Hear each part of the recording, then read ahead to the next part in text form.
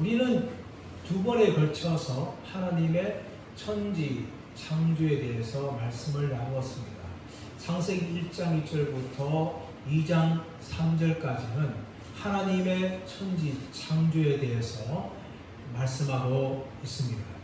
1장 1절은 태초에 하나님이 천지를 창조하시리라 하면서 시작을 합니다. 하나님께서는 아무것도 없는 무의 상태에서 하늘들과 땅을 하나님이 창조하셨습니다. 그리고 2절에서는 땅이 혼돈하며 공허하며 흑암이 깊음 위에 있었다라고 이야기하면서 그 하늘들보다는 땅에 대한 묘사를 집중하고 있는 것입니다. 이것은 하나님의 천지 창조가 우주가 아니라 지구를 중심으로 이루어진 것임을 모세가 기록을 하고 있는 것입니다. 사실 지구는 우주에 비하면 아무것도 아닌 그런 존재입니다.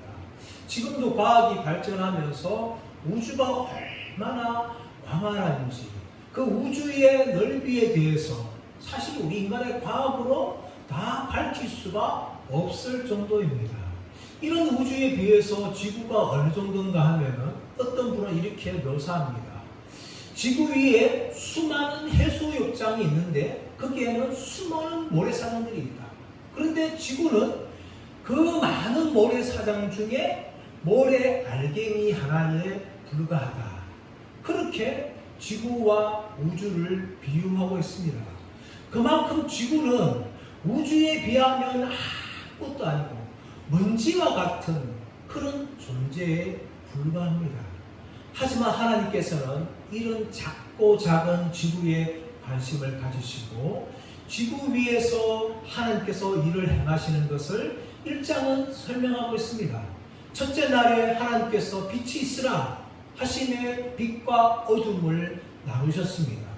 둘째 날에 물 가운데 궁창을 두어서 궁창 위의 물과 궁창 아래의 물로 하나님이 나누셨어요. 셋째 날에는 깊음으로 덮여 있는 지구를 바다로 모으시고 땅을 드러나게 하시고 그 땅 위에 온갖 식물들을 하나님이 창조하셨습니다. 그리고 넷째 날에는 지구에 항구적으로 빛을 비추어줄 태양과 달과 별들을 하나님이 창조하신 것이죠. 다섯째 날에는 하늘의 새와 바다의 물고기를 하나님이 창조하셨습니다. 그리고 여섯째 날에는 온갖 땅의 생물들, 가축들과 땅의 짐승들과 기는 것들을 하나님이 창조하시고 더 나아가서 창조의 하이라이트인 사람을 하나님이 창조하십니다. 하나님이 사람을 창조하실 때는 다른 것들과 달리 하나님께서 다른 방식으로 창조하시죠.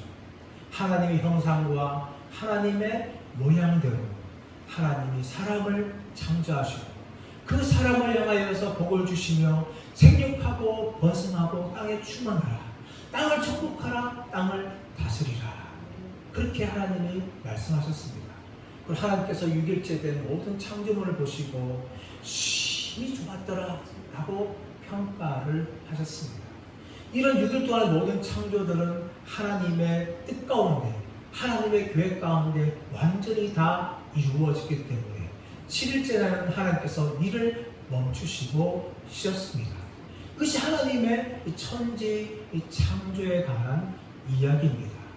오늘 본문의 말씀은 2장 4절에서 이렇게 시작하고 있습니다. 2장 4절 말씀 보시면 이것이 천지가 창조될 때에 하늘과 땅의 내력이니 여호와 하나님이 땅과 하늘을 만드시던 날에, 이것이 천지가 창조될 때에 하늘과 땅의 내력이다.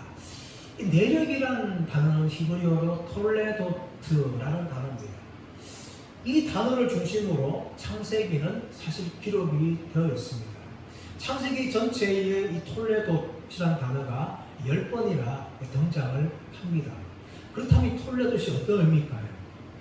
이 톨레도트는 자손, 세대라고 우리가 이해할 수 있지만 더 나아가서 계보, 더 나아가서 역사, 이야기라고 우리는 이해를 해야 합니다.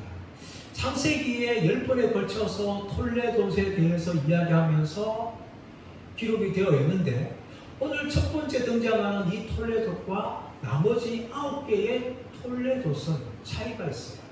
왜냐하면 나머지 9개의 톨레도스는 사람에 관한 이야기입니다.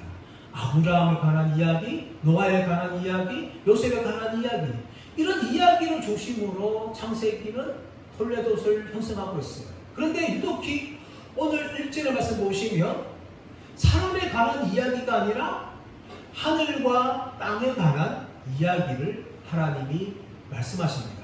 그러면서 4절 두 번째 말씀 보시면 여호와 하나님이 땅과 하늘을 만드시던 날에 라고 이야기합니다. 분명히 앞에서는 하늘과 땅이라고 되어 있는데 뒤에서는 땅과 하늘, 땅이 먼저 나온다는 거죠. 이것은 무엇을 말하는가 하면 이제 하나님께서 땅에 관한 이야기를 이 창세기를 통하여 기록하고 있는 것을 우리가 알 수가 있는 것이죠. 또 하나는 무엇인가 하면 하나님을 부르는 이름이 엘로힘이 아니라 여호와 하나님으로 말씀하신다는 겁니다. 우리가 1절에 살펴보았듯이 엘로힘의 하나님은 전능하시고 장엄하신 창조주 하나님임을 우리가 말씀을 통하여 살펴보았습니다. 그런데 오늘 2장 4절에서는 엘로힘이라 말하지 않고 여호와 엘로힘이라고 이야기합니다. 여러분, 여호와는 어떤 의미입니까?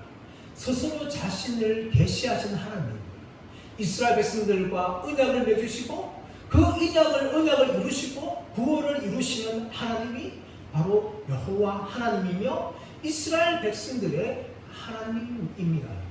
그러므로 모세는 여호와 하나님을 기록하면서 바로 이스라엘 백성들이 섬기는 여호와가 창세기 1장에서 말하고 있는 엘로힘, 전지전능하시고 온 우주와 만물을 창조하신 하나님이라는 것을 이스라엘 백성들에게 알려주고 있는 것입니다.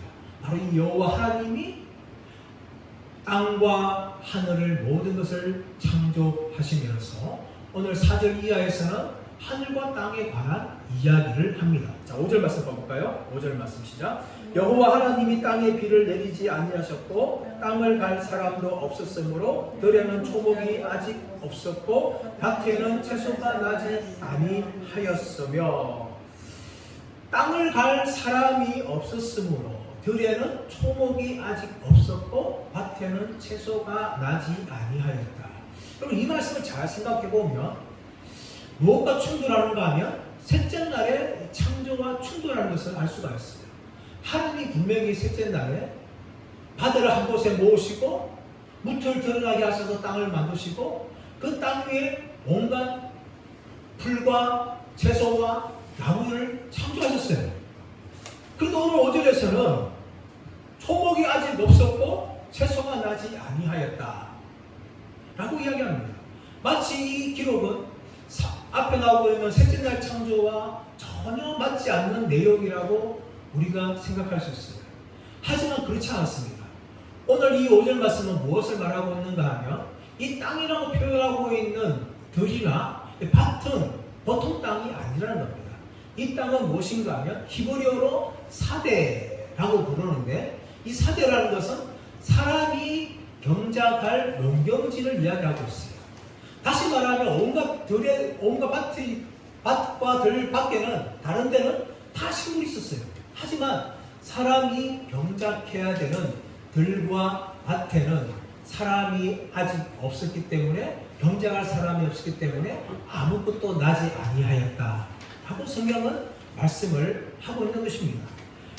그리고 대신에 6절 말씀 보시면 안개만 땅에서 올라와 온 지면을 적셨더라 라고 이야기합니다. 우리 한글 성경에는 안개라고 하고 있죠. 근데 사실 이 안개라고 부르고 있는 히브리어 에드는 안개만 아니라 땅에서 솟아오르는 지하수가 이 안개에 해당하는 것입니다. 저는 오히려 땅에 쏟아오는 지하수가 더 맞다고 생각하는데 그 이유가 무엇인가 하면 뒤에 말씀 보시면 온 지면을 적셨더라 라고 이야기하는 거예요. 온 지면을 적셨더라. 이 적석은 단지 안개가 있어서 물기가 있는 것을 말하는 것이 아니라 땅이 아주 물의 공급을 받고 그리고 완전히 윤택해지는 정도를 말하는 사카라는 단어가 여기에 사용되었어요. 그러므로 땅에서는 지금 안개 정도만 흘러오는 것이 아니라 땅에서 솟아오르는 지하수가 온 지면, 다시 말하면 밖과 들을 지금 적시고 있는 것을 성경은 묘사를 하고 있는 것입니다. 이때에 뭐가 필요합니까? 이제 사람이 필요하죠. 하나님이 사람을 창조하시는데 7절 말씀 보시면 여호와 하나님이 땅의 흙으로 사람을 지으시고 생기를 그 코에 불어넣으시니 사람이 생명이 되니라 라고 이야기하고 있습니다. 우리는 이미 1장 27절 28절에서 하나님이 사람을 창조하실 때에 하나님의 형상과 모양대로 사람을 창조하신 것을 우리가 말씀을 통하여 확인했습니다. 그렇다면 오늘 이 2장에 나오고 있는 내용과 1장 27절 28절에 무슨 관계가 있을까요? 학자들은 1장 27절 28절에 관한 재진술이라고 말하는 분이 있습니다. 그러나 이것은 단순한 재진술이 아니라 앞으로 3장에 벌어지는 아담과 하와의 타락과 범죄에 관한 배경으로서 인간 창조를 지금 기록하고 있는 겁니다. 자세히 보시면 여호와 하나님이 땅의 흙으로 사람을 지으셨다라고 이야기합니다. 땅의 흙으로. 이 땅이라는 것은 아다마라는 단어인데 이것은 붉다라는 의미를 가진 아담에서 유래한 단어입니다. 그리고 흙이란 이것은 진흙을 말하는 것이 아니라 아파르라고 말하는데 이것은 무엇인가 하면 티끌, 먼지, 재 이런 의미를 가지고 있어요. 그러므로 여호와 하나님께서 사람을 창조하실 때 아주 좋은 진흙으로 창조하신 것이 아니라 흙 중에서 재, 먼지, 티끌과 같은 것들로 사람을 만드셨어요. 이것은 사람에게 무엇을 가르치는가 하면 겸손을 가르쳐 줍니다. 1장에서는 우리 사람들이 하나님의 형상과 하나님의 모양대로 지원받아서 하나님의 창조의 하이라이트가 되었습니다. 그런데 이런 사람들 향하여서 성경은 너는 흙으로 만들어진 존재다. 너는 진흙도 아니고 찰도 아니고 그저 땅의 먼지, 땅의 티끌 같은 것으로 만들어진 그런 아무것도 아닌 존재라는 것을 우리 사람들에게 알려주고 있는 것입니다. 그러므로 우리 사람들이 교만하지 않고 스스로 연약하고 나약한 존재라는 것을 알라고 우리에게 알려주는 것이죠. 이렇게 하나님께서 땅의 흙으로 사람을 지으셨는데 이 짓다라는 표현이 만든다라는 의미인데 이 만든다는 의미가 우리 이미 창세기에서 바라라는 것을 우리가 살펴보았죠. 바라는 무에서 유를 창조하는 건데 이 지으시다, 만들다 이 단어는 야짜르라는 단어입니다. 이것은 어떤 의미인가 하면 토기장이가 토기를 가지고 흙을 가지고 아주 아름다운 고택스러운 토기를 만들어내는 그것을 할 때에 야짜르라는 것이죠. 마치 하나님께서 보잘것없는 땅의 흙으로 사람을 지으셨지만 그 사람을 지을 때는 아주 정성스럽게 작품을 만들듯이 하나님께서 사람을 지으신 것이라고 성경은 이야기하고 있는 것입니다. 그러고 난 후에 하나님은 어떻게 하십니까? 하나님이 생기를 그 코에 불어넣으셨다라고 이야기합니다. 이 생기는 하나님의 호흡을 이야기하는데 이 생기를 히브리어로 니시마트 하임이라고 부르는데 이 말은 네샤마, 호흡, 숨이라는 의미를 가진 단어와 생명이라는 하이의 복수형이 결합된 거예요. 다시 말하면 니시마트 하임, 이것은 하나님의 호흡이라는 거죠. 하나님의 숨으로 인간의 흙으로 만든 인간의 코에 생기를 불어넣으시니까 사람이 생명이 되었다라고 이야기합니다. 이 생명이라는 것은 살아있는 존재를 이야기하고 있는 것이죠. 이미 다른 창세기 1장 24절에서 살아있는 생물을 이야기할 때 이미 사용된 단어입니다. 이렇게 살아있는 존재가 되었는데 여기서 인간 창조와 다른 동물들과의 창조가 어떻게 다릅니까? 바로 사람은 하나님께서 그 호흡으로 하나님께서 생기를 부으심을 통하여 사람이 살아있는 존재가 되었다는 것을 말하고 있는 것입니다. 그럼 이것은 우리 인간들에게 무엇을 말하고 있는 것일까요? 이것은 바로 사람의 생명이 전적인 하나님께 달려있다고 알려주는 것입니다. 누가복음 12장 말씀 가보시면 어리석은 부자 이야기를 하고 있습니다. 그가 농사를 많이 지어서 수많은 창고에 들을 곡식들을 가지고 있어요. 그래서 그들을 보면서 내 영혼아 이제 수년 동안 먹고 마시자 하면서 그가 말합니다. 그때 하나님께서 그 어리석은 부자를 향하여서 어리석은 자여, 오늘 밤에 내가 네 영혼을 취한다면 네가 어떻게 되겠느냐, 그렇게 하나님이 말씀하신 거예요. 어리석은 부자는 왜 어리석은 자였습니까? 그의 생명이 하나님께 달려있다는 것을 전혀 몰랐기 때문입니다. 오늘날 많은 사람도 마찬가지입니다. 마치 자기가 자기의 인생을 주하는 것처럼 살아가고 있지만 하나님이 그 생명을 거두어 드린다면 그런 아무것도 아닌 존재, 이 땅의 모든 것을 다 내려놓고 가야 되는 존재라는 것을 전혀 알지 못하고 살아가고 있습니다. 그런 측면을 보았을 때 이 땅에 살고 있는 사람들이 거의 다 어리석은 부자와 같은 사람들이라는 것을 말합니다.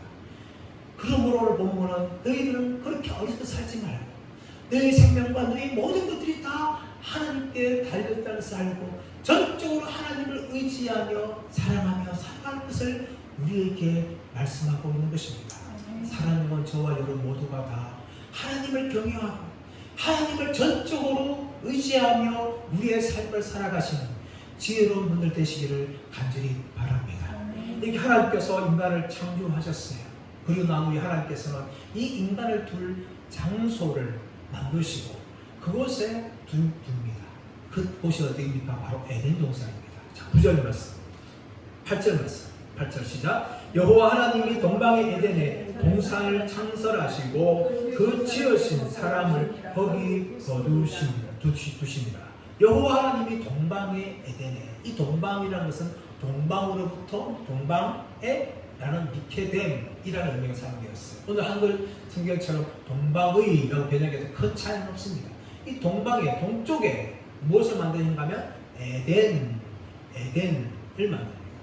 이 에덴이 어떤 의미인가? 학자들은 크게 두 가지로 해석합니다. 하나는 광야와 평야라고 해석하면서 이것은 아카데어라는 고대어의 에두나 그리고 수메르의 에딘에서 나온 광야와 평야의 의미를 가지고 있다라는 이야기합니다. 그러나 이 에덴은 동산이기 때문에 광야가 평야가 아니죠. 그래서 이것은 조금 해석이 어긋난 것이다 라고 볼 수 있고, 또 하나는 무엇인가 하면 수메르 에덴에서 온 기쁨이라는 의미를 가지고 있다. 수메르의 에덴이 기쁨이라는 뜻이에요. 그래서 이 에덴도 똑같은 기쁨이라는 뜻일 것이다 라고 학자들은 해석을 합니다. 저는 이 해석에 동의를 하는데, 하나님이 이 동방의 에덴에 무엇을 만듭니까? 동산을 창설하시고 동산을 만드셨다는 거예요. 동산을 만드셨다. 이 동산을 만드셨다. 이 동산이라는 것은 울타리를 두른 곳이라는 히브리어의 간이라는 단어입니다. 울타리를 두른 곳. 이것이 무엇을 설명하는가 하면 고대의 왕들의 정원을 이 간이라고 부르는 것이죠. 그러므로 이 동산은요, 그냥 동산이 아니에요. 하나님께서 만왕의 왕신 하나님께서 만드신 정원이고, 그리고 그곳에 울타리를 쳐서 이 동산을 하나님이 만드신 것입니다. 창설하신 것이죠. 그래서 하나님께서 이 동산의 주인인데, 이 지으신 사람을 바로 이 동산에 두셨다라고 이야기합니다. 사람을 어디에 두셨다고요? 동산. 이 동산은 에덴 동산, 기쁨의 동산이라는 곳에 둔 것입니다. 이것을 보게 되어지면 하나님께서 인생을 창조하신 이유가 무엇인지를 우리가 알 수가 있는 거예요. 그것은 무엇입니까? 바로 인간으로 하여금 기쁨을 누리기 위해서. 기쁨을 누리는데 어디 안에 있을 때에? 하나님의 동산 안에 있을 때에 인간이 기쁨을 누리게 된다는 거죠. 왜 사람들이 세상 살아가면서 온갖 걱정과 근심과 또 두려움과 슬픔과 고통을 살아갈까요? 그 이유는 무엇인가 하면 우리의 환경이 어렵고 고달픈 이유도 있지만 정작은 하나님 안에 있지 않기 때문입니다. 이것이 인간의 불행이에요. 인간이 하나님을 벗어나는 순간 모든 인간의 불행이 찾아왔고 지금도 수많은 사람들이 걱정과 근심 가운데 살아갑니다. 우리 환경이 아무리 어렵다 할지라도 우리가 전적으로 하나님 안에 거하게 되어지면 하나님의 평강이 우리를 붙잡아 주시는 것이죠. 그래서 그 환경을 이겨나올 수 있는 힘이 생기는 겁니다. 예수 믿는 우리조차도 때로는 걱정과 염려에 왜 빠집니까? 그 순간순간마다 하나님 안에 있지 않기 때문입니다. 하나님과 동행하며 하나님 안에서 살아가야 되는데 그 하나님 안에 있는 삶을 살지 못하기 때문에 우리는 걱정과 염려 속에서 살아가게 되는 것이죠. 그러므로 믿음의 사람들이 걱정과 염려를 이기는 방법은 하나님 안에 가는 겁니다. 예수님께 붙어있는 거예요. 그럴 때만 우리가 걱정과 염려를 이기며 세상을 살아갈 수 있고 하나님께서 주시는 기쁨을 누리며 살아가는 겁니다. 바로 이 사람이 아담이 에덴 안에 있을 때에 이 하나님 주시는 기쁨을 누리며 살아갈 수가 있었던 것이죠. 그런데 이 에덴에서 무엇이 흘러나오는가 하면 4개의 강이 흘러나옵니다. 10절 말씀 볼까요? 10절 말씀. 9절 말씀. 제가 착각했네. 9절 말씀 좀 보겠습니다. 시작. 여호와 하나님이 그 땅에서 보기에 아름답고 먹기에 좋은 나무가 나게 하시니 동산 가운데는 생명나무와 선악을 알게 하는 나무가 있더라. 자, 이 동산에는 사람만 있는 것이 아니라 나무가 있었는데 9절 상반절 말씀 보시면 그 땅에서 보기에 아름답고 먹기에 좋은 나무가 나게 하시니 우리 한글 성경은 단수로 번역되어 있죠. 보기에 아름답고 먹기에 좋은 나무. 근데 단수가 아니라 복수입니다. 에덴 동산에는 보기에 아름답고 먹기에 좋은 나무들이 굉장히 많았어요. 굉장히 많았어요. 그리고 이 동산에 뭐가 있어요? 뒤에 말씀 나오시면 동산 가운데에는 생명나무와 선악을 알게 하는 나무도 있더라 라고 이야기하죠. 동산 가운데. 그래서 사람들은 동산 제일 중앙에 생명나무와 선악을 알게 하는 나무가 있었구나 라고 생각할 수 있는데 이 동산 가운데라는 것은 동산 중앙으로도 볼 수 있지만 동산 안에라는 의미를 가지고 있어요. 그래서 꼭 중간이 아니라 동산 안에 하나님께서 이 생명나무와 선악을 알게 하는 나무를 두셨는데 이 생명나무가 뭡니까? 생명나무를 먹으면 영생하는 거죠. 영생하는 나무인데 이 생명나무는 다른 성경에도 기록이 등장되고 있습니다. 잠언서에도 4번이나 이 생명나무를 비유하고 있고 또한 이 구약의 성경 아닌 외경에도 이 생명나무에 관한 이야기가 등장하고 있으며 또 요한계시록에도 이 생명나무가 4번이나 등장합니다. 그 4번은 모두가 다 종말에 있을 새 에덴의 창조에 관련된 것을 이야기할 때에 이 생명나무가 등장하는데 이렇게 생명나무가 등장하죠. 그런데 선악을 알게 하는 나무는 유일하게 창세기에만 등장합니다. 선악을 알게 하는 나무. 이 선악을 알게 하는 나무가 어떤 의미일까요? 학자들은 크게 4가지로 해석합니다. 하나는 이 선악을 알게 하는 나무다. 아니 성에 대해서 인간의 성에 대해서 눈을 뜨게 하는 나무다 라고 이야기하고 있고 이것을 또 먹으면 사람이 전지하게 된다. 전지성을 알려주는 것이다. 또 셋째는 윤리적이고 문화적인 지식을 알려주는 것이다. 이 3가지로 이야기하고 있는데 마지막 4번째가 무엇인가 하면 도덕적 자율성에 대해서 눈을 뜨게 하는 거다 라는 것을 의미하는 것입니다. 이 도덕적 자율성이 무엇인가 하면 인간이 스스로 무엇이 자기에게 큰 유익이 되는지를 분별할 수 있게 하는 능력을 말하는데 이 능력을 가지게 되어지면 인간이 스스로 자신을 모든 존재와 모든 것들의 중심을 두고 또 그래서 스스로 행동함을 통하여서 스스로 신이 되려고 하는 그런 능력을 가지게 된다는 겁니다. 이것이 도덕적 자율성인데 아마도 이 선악을 알게 한 나무는 인간이 스스로 도덕적으로 판단해서 무엇이 자기에게 유익하는지를 분별해서 행하는 능력을 알려주는 그런 지식의 나무라는 것을 알 수가 있어요. 그러나 하나님께서는 이것을 기뻐하지 않죠. 왜냐하면 인간은 피조물이기 때문입니다. 스스로 무엇이 자기에게 유익한지 알 것을 취할 수 있는 능력이 되어지면 그래서 더 나아가서는 스스로 신이 되려고 하는 거예요. 하나님은 그것을 기뻐하지 않죠. 하나님이 땅의 흙으로 사람을 창조하신 것은 너는 피조물이라는 것을 알려주는 것인데 이것을 먹음을 통하여 인간이 신이 되기를 하기 때문에 하나님이 제한을 두는 것이죠.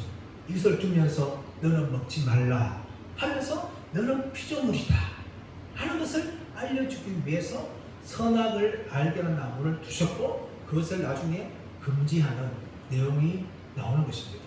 이어지는 10절에서는 무엇이 나오는가 하면 이 에덴에서 4개의 강이 흘러나오는 것을 볼 수 있습니다. 10절 말씀 시작.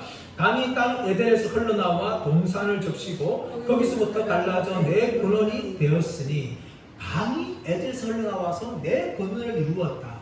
이것은 일반적인 상식과 좀 다르죠. 이 강이라는 것은 위에서부터 지류가 흘러나와서 큰 하루에서 물줄기가 흘러서 강이 되는 것이죠. 근데 오늘 본문에서는 아예 처음부터 에덴에서 뭡니까? 4개의 강이 흘러나왔다는 거예요. 인간의 상식과 벗어나는 그런 것입니다. 이 에덴에서 그 강이 흘러나오는데 첫 번째 강이 무엇인가 하면 11절 말씀 첫째 이름은 비손이라 금이 있는 하일라 온 땅에 둘렀으며 12절 그 땅의 금은 순금이요 그곳에는 베들리엄과 호마노도 있으며 첫째 이름은 비손이다. 이것은 푸시, 퍼지다, 흩뜨리다 라는 의미에서 나와서 많은 쥐가 형성된 강이라는 것을 알 수가 있습니다. 그리고 이 강에 보면 하일라 온 땅을 둘렀으며 근데 뭐가 있는 땅이에요? 금이 있는 하일라 온 땅. 이것은 하일라에는 아마 금이 많이 나온 것 같아요. 금이 나온 것 같은데 이 강이 흘러서 온 땅을 둘렀는데 그 금은 순금이요. 또 그곳에는 베들리엄과 호마노, 이 베들리엄은 민수기에서 등장하는데 민수기에서는 진주라고 해석하고 있는데 그런 이제 나무의 진으로 만든 보석이고 호마노도 나무의 진으로 만든 것인데 이것은 대지랑의 흉패에 달린 보석입니다. 이런 보석들을 이야기하는데 사실 이 모세는 이 비손이 어느 지역인지를 정확하게 말하고 있지 않아요. 이 비손. 학자들은 이 비손강이 무엇인지에 대해서 학자들 간의 의견이 굉장히 분분합니다.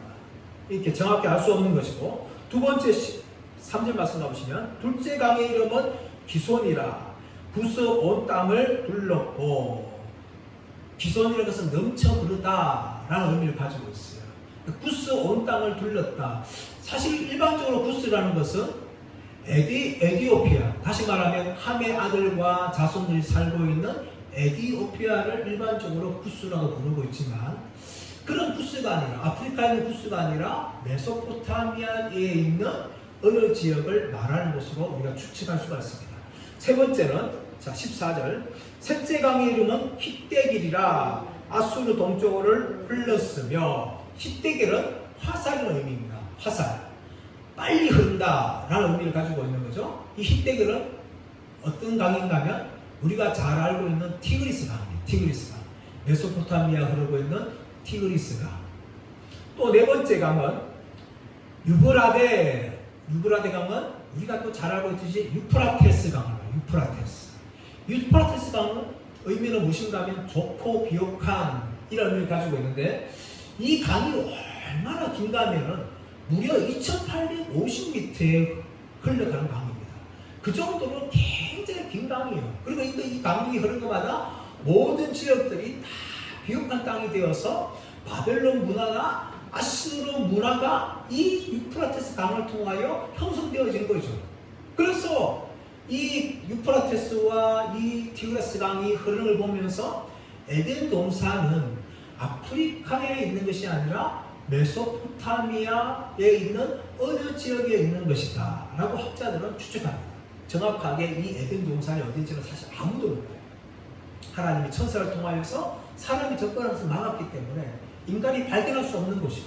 그러나 티그리스 강이 흐르고 유프라테스 강이 흐르는 걸 보게 되어지면 아프리카가 아니라 메소포타미아에 있는 어느 지역이라는 것을 우리는 추측은 할 수가 있는 것입니다. 이렇게 하나님께서 에덴 동산을 창조하시고 그곳에 뭡니까? 사람을 두시죠. 자, 15절 여호와 하나님이 그 사람을 이끌어 에덴 동산에 두어 그것을 경작하며 지키게 하시고 이미 8절에서도 하나님께서 사람을 에덴 동산에 두었다 말씀하셨어요. 또 15절에서도 에덴 동산에 두었다라고 말씀하시는데 15절에는 사람을 에덴 동산에 두신 그 이유를 이야기하고 있죠. 그것이 뭡니까? 그것을 경작하여 지키게 하고 이 경작하다라는 단어는 히브리어에서 성경에서 굉장히 많이 등장하는 아바드라는 단어입니다. 이 아바드 단어는 어떤 의미입니까? 섬기다, 봉사하다, 다스리다 라는 의미를 가지고 있어요. 그리고 이 단어는요, 제사장들이 성막에서 하나님을 섬길 때, 봉사할 때 이 아바드라는 단어가 사용된 것이죠. 그러므로 하나님께서 사람인 아담을 에덴 동산에 두어서 땅을 갈겠다는 것은 무엇을 말하고 있는가 하면, 사람은 이를 통하여 하나님을 섬길 수 있다는 것을 이야기하는 겁니다. 하나님이 일하기 싫어서, 하나님이 힘이 힘들어서 그렇게 사람을 만드시고 일을 시킨 것이 아니에요. 하나님께서 아담을 통하여 에덴 동산을 경작하게 하셨다는 것은 그 일을 통하여 하나님을 섬기게 하는 하나의 방식이라는 것이죠. 그 단어가 성막에서 제사장이 하나님을 섬길 때 사용했던 똑같은 단어가 이곳에서 사용된 것이죠. 다시 말하면 아담은 에덴 동산의 제사장이었습니다. 하나님을 섬기고 하나님을 예배하는 제사장이 바로 아담이었어요. 그리고 더 나아가서는 지키겠다. 이것은 샤마르, 보살피다, 가꾸다 라는 의미를 가지고 있어요. 에덴 동산에 있는 모든 것들이 뭡니까? 마치 정원사가 나무나 꽃을 가꾸고 보존하는 것처럼 그렇게 아름답게 관리하고 보호해야 될 것이 바로 이 아담의 사명이었어요. 하나님께서 이것을 통하여 아담에게 경작하고 지키게 함을 통하여 에덴 동산에서 일을 하게 하십니다. 그러므로 여러분, 사람은요, 죽을 때까지 일을 해야 됩니다. 일하는 것이 행복한 거예요. 어떤 사람들은 빨리 조기에 파이어족 해가지고 은퇴해서 내가 편하게 살겠다. 근데 그 사람도 가만 보면 일을 합니다. 일을 하지 않고 그냥 사는 사람이 아무도 없어요. 어떤 일이든지 가면 사람은 일을 해야 돼요. 그냥 무의도식 하면서 먹고 마시면요, 사람은 그냥 빨리 죽습니다. 왜냐하면 하나님께서 사람을 일하도록 창조하시기 때문에, 그 일을 통하여서 하나님을 섬기게 하시기 때문에 사람은 죽을 때까지 일하는 존재가 되어야 됩니다. 그리고 그것을 통해서 사람은 무엇을 느끼는가 하면 행복과 기쁨과 성취감을 누리게 되는 거죠. 그래서 하나님께서 이렇게 에덴 동산에 아담을 주셨는데, 그리고 일하게 하셨는데 하나님께서 한 가지 금지 명령을 하십니다. 16절 17절 시작. 여호와 하나님이 그 사람에게 명하여 이르시되, 동산 각종 나무의 열매는 내가 임의로 먹되 선악을 알게 하는 나무의 열매는 먹지 말라. 내가 먹는 날에는 반드시 죽으리라 하시니라. 여호와 하나님이 그 사람에게 명하여 이르시되, 이 명하는 것은 어떤 의미냐면 꼭 집어서 지정해서 확인해 주면서 다른 어떤 것도 선택하지 못하도록 하나님이 알려주는 것이 이 명하다는 의미예요. 명하다. 그래서 다른 선택을 하지 못하다는 겁니다. 무엇을 말합니까? 동산 각종 나무의 열매는 네가 임의로 먹되, 이것은 히브리어로 아콜 토켈이라는 단어예요. 임의로 먹되, 네가 임의로 먹되. 이것은 먹다라는 아칼이라는 동사가 2번 사용되어집니다. 2번. 아콜도 아칼이 들어가 있고 토켈도 아칼이 들어가 있어요. 앞에 나와 있는 아콜은 뒤에 토켈이라는 단어를 강조하는 겁니다. 그래서 이 의미가 무엇인가 하면, 너는 이 동산에 있는 나무를 어떤 것도 마음껏 자유롭게 먹을 수 있다 라는 의미입니다. 더 나아가서 17절 말씀 가보시면, 선악을 알게 하는 나무의 열매는 먹지 말라. 네가 먹는 날에는 반드시 죽으리라. 무엇을 먹지 말라는 거예요? 선악을 알게 하는 나무의 열매를 먹지 말라는 거예요. 어떻게 된다고요? 네가 먹는 날에는 반드시 죽으리라. 이 먹는 날이라는 의미는 먹는 즉시를 얘기하죠. 그래서 이 하나님께서 이 먹는 즉시 죽다 말씀하시는데, 근데 아담과 하와가 선악을 알게 하는 나무의 열매를 먹었는데 죽지 않았어요. 죽지 않았죠? 이거 무엇을 말할까요? 이것은 육체적인 죽을 말이 아니라 영적인 죽을 말입니다. 선악을 알게 하는 나무의 열매를 먹는 순간 인간은 죄된 존재가 되었고 영적으로 죽은 존재가 되었습니다. 하나님께서 반드시 죽으리라 그렇게 말씀하셨기 때문에 반드시 죽은 거예요. 죽으리라가 아니라 너는 반드시 죽을 것이다 하나님 말씀하신 거예요. 이 반드시 죽는다, 이것도 죽는다, 죽다에 무트라는 단어가 두 번이나 반복되어집니다. 모트, 다무트. 이 말은 너는 반드시 죽는다, 이 말씀이에요. 사람 여러분, 하나님께서 왜 동산에 생명나무를 두시고 선악을 알게 한 나무를 두시고 선악을 알게 한 나무의 열매를 먹으면 네가 먹는 날에 반드시 죽으리라 그렇게 말씀하셨을까요? 그것은 무엇인가 하면 인간으로 하여금 피조물임을 알고 더 나아가서 평생 동안 하나님을 섬기는 자로서의 행복을 누리게 하기 위해서 하나님이 선악을 알게 하는 나무의 열매를 먹지 말라라고 명령하십니다. 근데 그 선택권은 누구한테 맡긴 거예요? 사람에게 맡긴 겁니다. 왜냐하면 하나님께서는 하나님의 형상과 모양대로 사람을 만드시면서 사람에게 자유의지를 허락하셨어요. 인간이 스스로 판단하여서 내가 하나님 말씀에 순종할 것인지 불순종할 것인지를 인간 스스로 하여금 선택할 수 있는 자유를 허락해 주셨습니다. 하나님의 인간을 로봇으로 만들지 않았어요. 하나님 명령하는 버튼을 누르면 그대로 순종하게끔 하는 버튼을 만든 것이 아니라 스스로 선택하고 순종할 것인가 불순종할 것인가를 하나님께서 우리 인간에게 맡겨주셨어요.